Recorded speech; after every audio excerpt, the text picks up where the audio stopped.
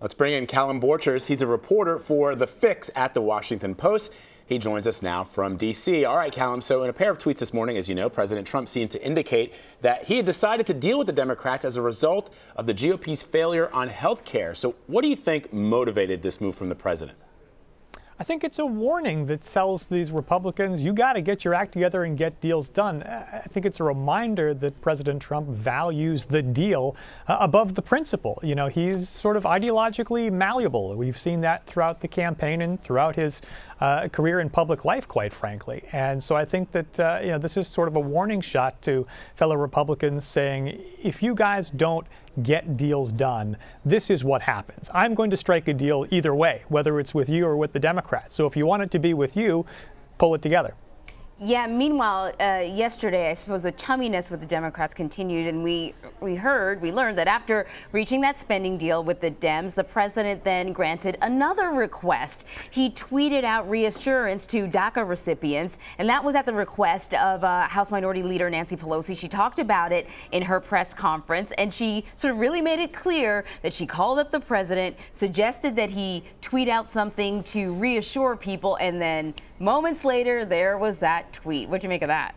Yeah, boom, boom, boom. The tweet appeared as Nancy Pelosi said. She was very proud that she had gotten the president tweeted her at her command. And I think what was striking to me about it, just from an observer of the news, is that here you have the 77-year-old congresswoman asking the 71-year-old president to deliver his message via Twitter, as opposed to saying, hey, could you issue a press release? Or, hey, by the way, you have a news conference later today. Could you mention this in your news conference? I thought the medium was interesting there. It was a reminder of the increasing degree to which Americans get news from Twitter. I wrote yesterday about a Pew study on that very subject, and it's amazing the uptick in the Trump era. And Callum, your paper, The Washington Post, is now reporting that the president and Senator Chuck Schumer are pursuing a deal that would permanently remove the requirement that Congress repeatedly raise the debt ceiling. How realistic is that?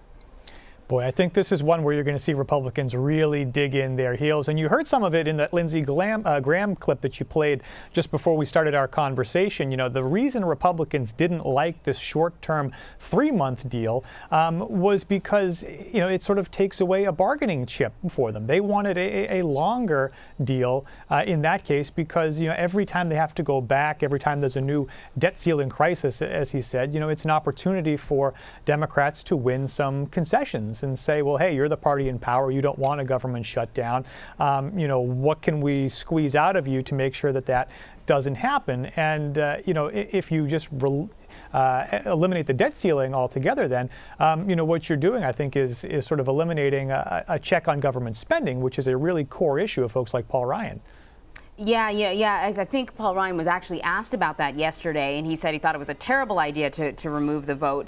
So elsewhere on Capitol Hill, Donald Trump Jr. was testifying before a Senate panel on Russia, on that meeting that he had with the Russian attorney in June of 2016. And he said, yeah, look, I met with this Russian attorney because I wanted to get information that would help me determine Hillary Clinton's fitness for office. What new questions did this testimony raise, do you think?